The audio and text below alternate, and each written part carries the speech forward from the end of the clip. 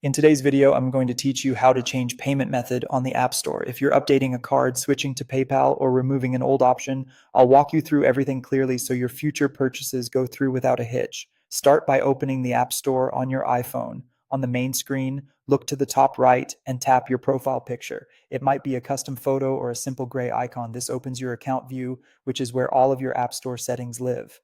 A quick tip: make sure you're signed in with the Apple ID you actually use for purchases, especially if you share devices.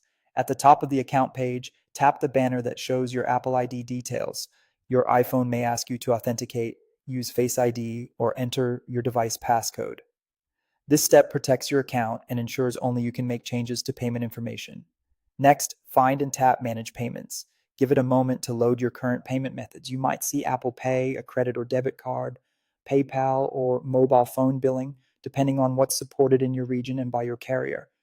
The list shows what's on file and helps you keep everything organized. If you want to remove a payment method, choose the one you no longer need, scroll down and tap Remove Payment Method, then confirm. If the option is dimmed or you can't remove it, you may have an unpaid balance, an active subscription, or be part of a family sharing group where the organizer controls payments. Clearing those items usually fixes it. To add something new, go back to Manage Payments and tap Add Payment Method.